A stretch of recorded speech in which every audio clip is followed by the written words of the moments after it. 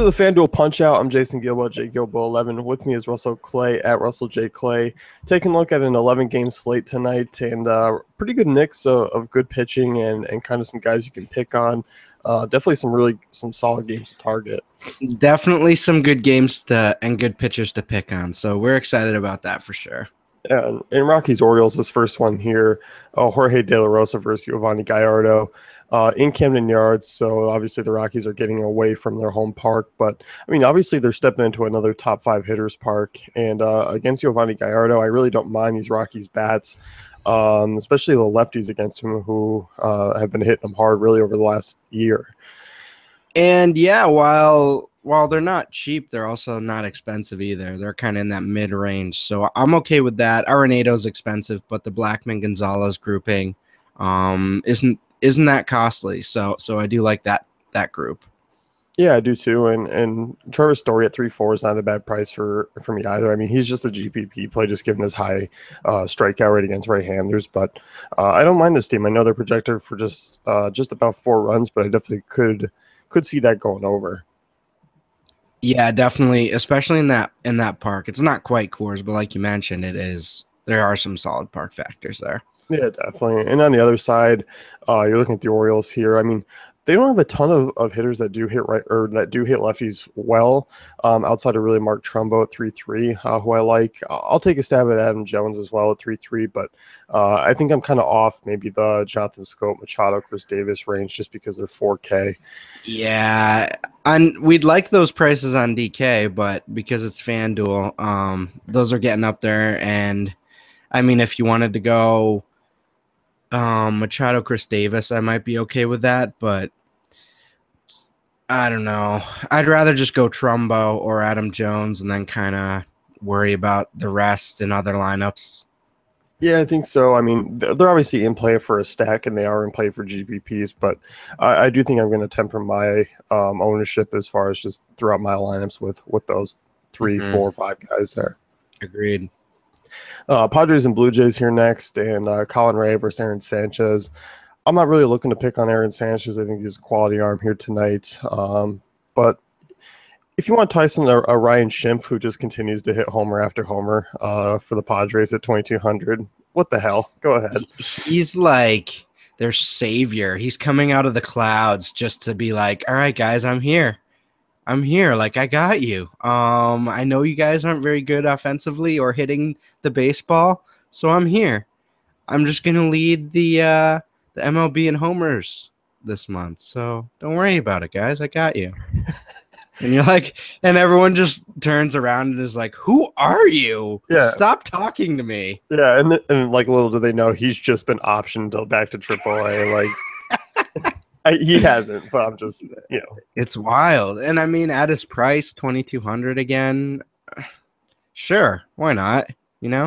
Yeah, definitely a GPP move. I mean, just a punt play. I mean, obviously it's at third base where you do look to get some premium upside at. I mean, he does have that. I mean, we've seen the power.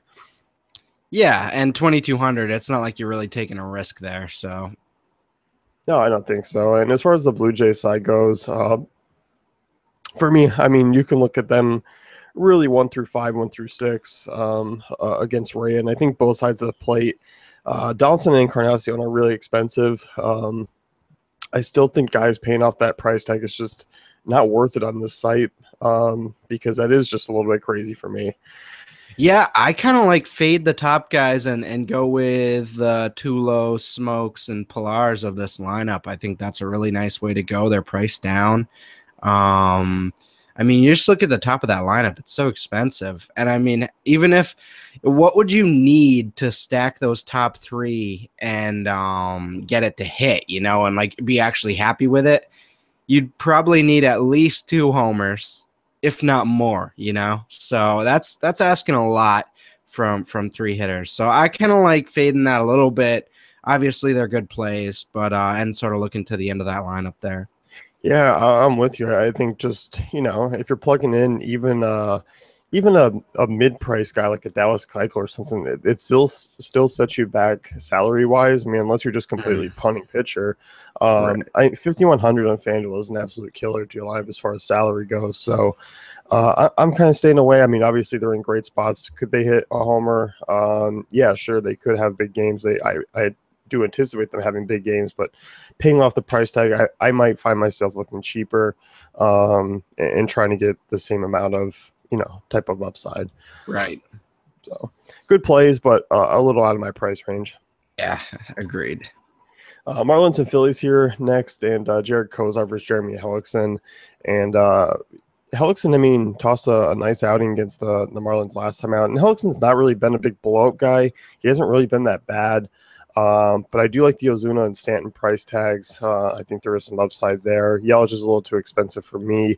But obviously in GPPs, I don't mind him as well. We should propose a trade where we swap Stanton and Ozuna's prices for Encarnacion and Donaldson's prices. And then, like, I think we're really in gear here on our cash game lineups. But yeah, obviously that's not going to happen. I really do like those prices. Obviously, Hellickson isn't an ace of any sort. So I think you can look at those guys. More of tournament plays for me. But I do like Stanton quite a bit at 31. He's kind of teetering on cash as well. Yeah, and on the Phillies side of things, I mean, Kozar, I mean, kind of your average right-hander at this point. I wish the Odubel Herrera price tag was a bit cheaper. But other than that, I mean, I don't see myself using a lot of these guys just because they're a little bit banged up with guys like Maikel Franco and Cameron Rupp. Yeah, I agree. A little banged up here. Is because they're banged up and because I feel like the Marlins are going to give them decent run support. I'm not. Cozart's like kind of intriguing from a 5,900 type of way and a bad offense type of way. But at the same time, you're like, am I really going to play him? The Cozart brothers got to get together and decide if it's a Z or a C, though. I got to say that. I mean, hey, if you want to play Blue Jays, I mean, and play them all and play other big bats around them, I mean, Cozart's going to be a guy to Really, maybe you're take a only chance on. yeah, and I mean, you're really not having too high expectations, but whatever. Yeah, and overall, I think this game really outside of the big names on the Marlins side is pretty unappealing. Yeah, agreed. Speaking of unappealing for hitters, Cardinals and Mets, Carlos Martinez versus Noah Syndergaard. Yeah, I mean, you got to look at one of the lower totals on the night. There's no real exploitable splits. I mean, from either side. The slate's big enough to just kind of completely avoid this game. Yeah, that just seems like a money pit, that game, where you're just not getting good odds on really any of it. Even though the Cardinals are cheaply priced, you're not really going at Syndergaard at this stage. No, I don't think so. And same thing with the Mets. I mean, and those guys aren't even really priced that low. I mean, you got Cespedes at 3.6, Granderson at 2. I still feel they're a little overpriced. I think Martinez is definitely better than advertised. For sure. So, Tigers certainly better than his price. Yeah, definitely. Tigers Red Sox here. Justin Verlander versus Drew Pomeranz, and this game I think is going to be a pretty good GPP game for me to target tonight. I'm not necessarily on these guys in cash just because the pitching is above average. You do have Verlander who's been solid. You do have Pomeranz who, outside of his last start, who looked good through 4 innings and then completely fell apart. Looked fairly solid. And you look at these Tigers bats; they haven't really been great against left-handed pitching this year. Just kind of middle of the league, but. I think prices considered here, you can kind of get some exposure in GPPs. Well, the last time Verlander kind of had a hiccup was against the Cleveland Indians, who are obviously lefty dominant. Are we worried about sort of the Bradley Ortiz of this, and maybe even a Travis Shaw for Verlander, or are we pretty confident he'll do fine? I think he's going to do fine. I mean, yeah. I mean, comparing Lindor and Kitness, I guess, to a Bradley or Shaw. I mean, obviously Ortiz is the top notch there, but I don't mind taking shots against him with guys like that, especially Bradley at his price, given he's just 3-1. But Ortiz 5-3, that's a little too Yeah. expensive for me. I mean, it's just it makes it easy just because it's not a perfect matchup. But that price, I don't see him kind of paying that off. If it was an Anibal Sanchez, hey, sure, I'd be all over him and taking some shots. Right.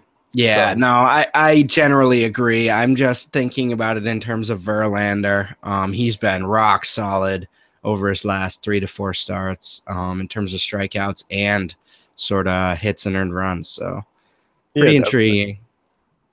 And I Um, mean, Pomeranz is tough to get a read on, honestly. Going to Boston is a big shift. And I mean, we've seen James Shields stabilize a little bit after getting traded, but it feels like that first few starts might affect, guys who just got traded, even though they're obviously just pitching on the same mound. But I mean, I think this might be interesting from a GPP type way for the Tigers, maybe a Miguel Cabrera one-off or a Castellanos or a Kinsler, but I'm not too intrigued on stacking them, obviously. no, I think they're more one-offs, and obviously Kinsler has been the most consistent against left-handed hitters this year.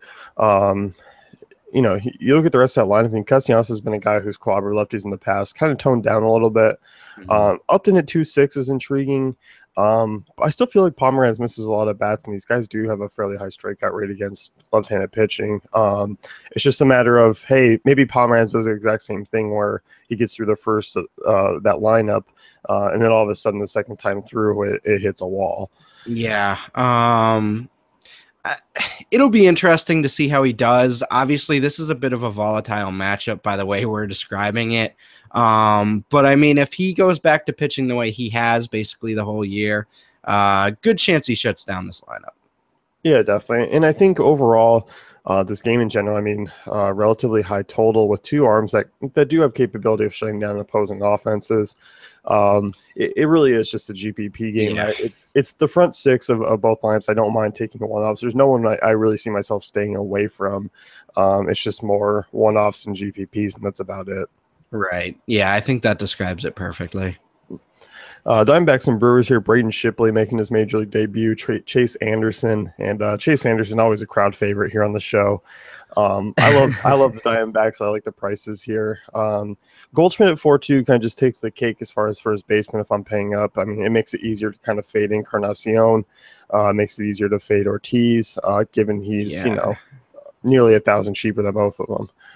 Yeah, I have to agree. I mean, it's not like 4,200 is cheap, but compared to his contemporaries at his position, it just makes things a lot easier. So you got to like that matchup against Chase Anderson. The wheels have fallen off a little bit of late, and I think they should continue to against this Diamondbacks offense. And I'm actually surprised. I'm actually surprised with this Vegas run total for the Diamondbacks at 4.5. I feel like it should be floating up to a little higher. But either way, I mean, yeah, him, Lamb, Castillo, I'm firing away with all Diamondbacks. Yeah, I'm with you. I mean, Lamb, Castillo, those names are definitely in play. Michael Bourne, Gene Segura, I like a lot at 3.7. Mm-hmm. Yeah, and I'm 4.5. I know the Arizona offense has been kind of a little bit timid coming out of the All-Star break, but in this ballpark, good spot for a lot of these guys, power wise, and I think a good mix and match of prices has them really all cash game playable for me. Agreed. Yeah, I'm definitely looking at these guys in cash. You want to build around them, I think. At least Goldschmidt and Lamb. Yeah. As far as the Brewers go, I mean, you're getting a right-hander here who's making his major league debut. I mean, decent numbers down in AAA. I mean, does have a good strikeout rate. I actually kind of liked him as a GPP option. I mean, over on DKs and SP2. So I'm not completely in love with the Brewers, but I mean, obviously going up against a rookie right-hander, you can take a look at really the front four of this lineup. Yeah. You're really looking for a home run one-off upside for me. I'm not really looking at these guys in cash, but a Braun for sure. Even Scooter Gannett and Villar. For what they're priced at, I'm okay with taking one-offs in tournaments, but it's not really a cash thing for me. No, I'm definitely with you. I think it is more of a GPP move, but it is the usual suspects looking for that upside. And we've seen Braun, Lucroy, Villar, I mean, for the most part, show off that upside. Definitely. A's and Rangers, Martin Perez versus Daniel Mangden. And this is where I'm going to be looking for a lot of offense and cash and GPPs. Move to a great ballpark. You get Oakland out of the Coliseum, and we'll tackle with them first. And Martin Perez has been awful over his last handful of starts, and he's been rather average, I mean, for the most part all year. But you got to look, I mean, a lot of those lefty crushers here in this A's lineup are at really good prices. We get Jake Smolinski at 2,600, Danny Valencia at 2,700. Chris Davis is the only one that's remotely expensive at 37, but you also got Semien at 32. So in that ballpark, I mean, they're all cash game playable. Nice range of options there. Yeah. I mean, you gotta like those prices. I don't think we even necessarily have to tell you that one, but this is a really good matchup. Obviously you like Valencia. He's cash game playable for me. So isn't Semien. I think you can do that three player stack with Smolinski and feel really confident going into tonight, because that not only is a great matchup for all those three, but you open up a lot of salary. So yeah, that's just a great offense to target tonight. Yeah, definitely. So really good points per dollar value there in that ballpark. It's definitely going to be friendly, and even on the other side, I mean, outside of Desmond and even Odor, I mean, they're expensive guys. I like Profar, Mazzara, Beltre. I mean, I think it's a nice three-person stack for pretty cheap, and Desmond's a little out of my price range. I don't mind an Odor if you have the cash, but I think that's more of a GPP move. But you got to like the Rangers here against Mangden. Yeah, give me Profar Mazzara with the three from the Athletics, and we're getting a solid lineup going here. You might even be able to get your some of your David Ortiz's of the world in the this type of lineup. So yeah, I really like the top of that order. Ian Desmond way up there in price. I sort of get it, but probably not going to be considering him. But again, I'm probably looking more towards the Beltre or Door. So 1, 2, 4, 5 for me. Yeah, definitely with you. I think that game's going to be a good one to sprinkle in, really as a core in and out of your lineups as far as other stacks go. And even they all fit nicely if you're paying up for an Arrieta tonight. For sure. Yankees and Astros here next. Dallas Keuchel versus Michael Pineda. And this one's interesting as far as maybe the Houston bats go. They're all fairly cheap. I mean, in consideration of where they have been, I mean, we've seen Altuve be high price, same with Correa, but looking at kind of Springer, Altuve, Correa, and you look at Pineda. I mean, 3.34 WOBA out to right-handers. Hold on, Jason. You got some dirt on your shoulder. Let me wipe it off for you. That was a good call yesterday. Not that it wasn't like semi like clear it was a good play, but like you were really on them. So, and they at 13 runs later, hey, and from the top of the order, that was a fun Astro stack day for sure. That's what we like to see. That's what we like to see from them for sure. Yeah, and we talked about it being a Valbuena weekend, and he certainly capped off the Sunday with the home run, so that was nice. Yeah. So here, I mean, I'm not on him as much as yesterday, but I think at their prices and the way Pineda has blown up at times this season, it's definitely a play that I could see happening. And Pineda struggled against them earlier this season, and he gives up the long ball. Yeah, it's certainly not what you're looking for in terms of what we've been looking at the last few days in terms of matchup, but I'm still okay with it overall. Yeah, I think so. And GPPs is more where I want to target these bats just because there is some upside for their cheaper prices. Yeah. Even though the matchup's not perfect. Right. As far as the Yankees go, I mean, I don't really see myself taking any real shots with these guys. Beltran's expensive for my taste, 3,700. It's just not a perfect matchup, and I don't know. I mean, projected for under 4 runs, it's a nice ballpark, but I feel like at their prices, I'd rather go with that Texas and A's game more so than picking with the Yankees. Yeah, this just doesn't. I kind of like what Keuchel's been doing. Obviously, he's been inconsistent pretty much all year, but just in terms of strikeout upside, in terms of lefty matchups, I kind of like this for him. So 8,600. I don't know how much I'm going to be targeting the Yankees tonight.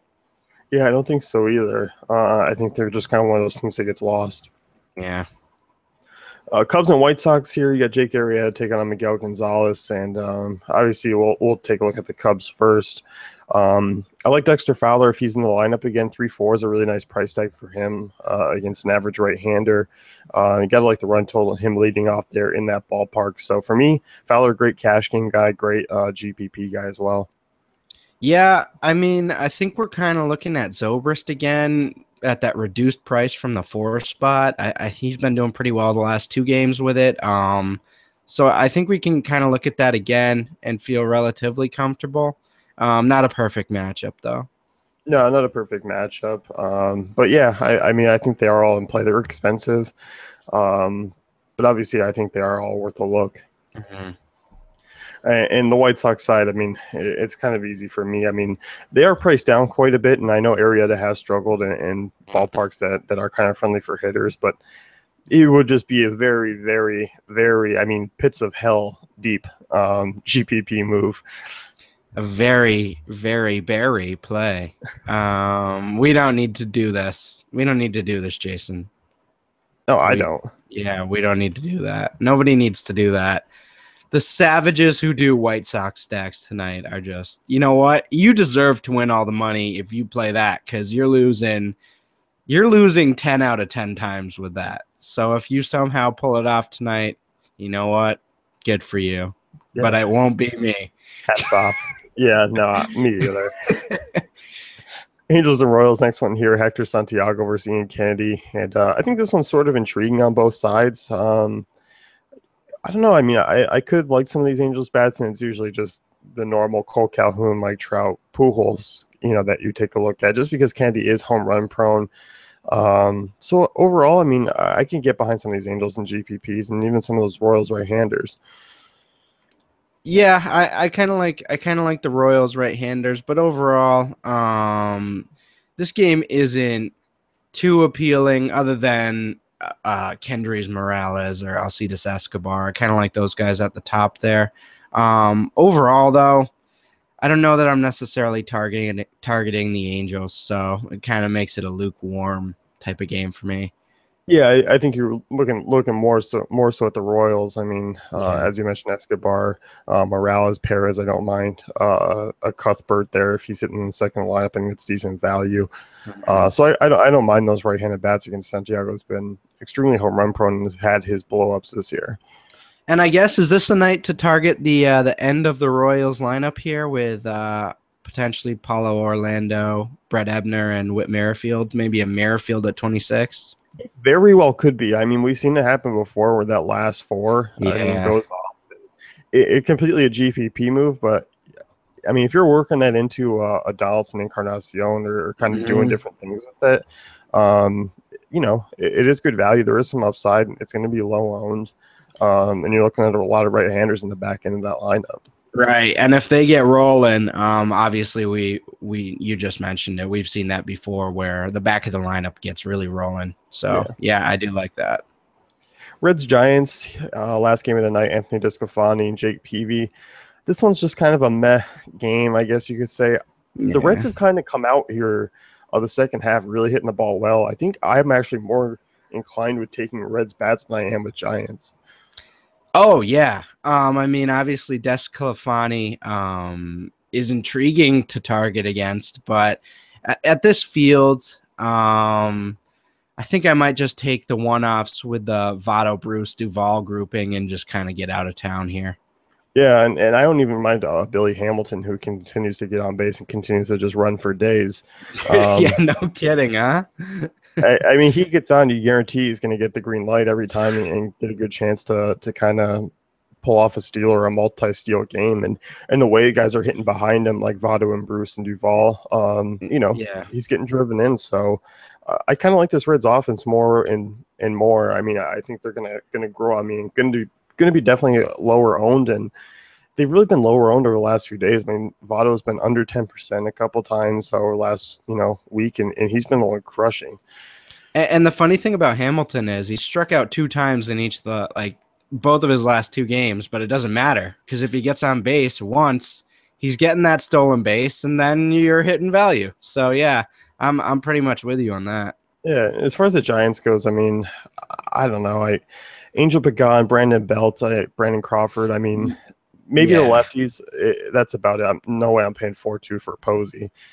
Like, I just never see the Giants stack pay off. I can definitely see like a belt paying off with a homer or something like that, but I'm not into sort of grouping more than one together, you know? Yeah, especially, I mean, they're coming off an East Coast trip as well, heading back, first day back, and their offense really has kind of really dropped off the table. Mhm. So Yeah. it's not an ideal situation. I don't think you need to get much exposure. I think more so for the Reds than the Giants. I'm okay with a Belt Crawford mini stack, I guess. But I just think there's a lot of other ways to go. Yeah, I think so. I mean, the slate's big enough to where I think you can kind of easily just pivot away. Yeah. That's going to wrap things up here with the FanDuel Punch Out. Be sure to check out dailyfantasycafe.com for all great tools and content.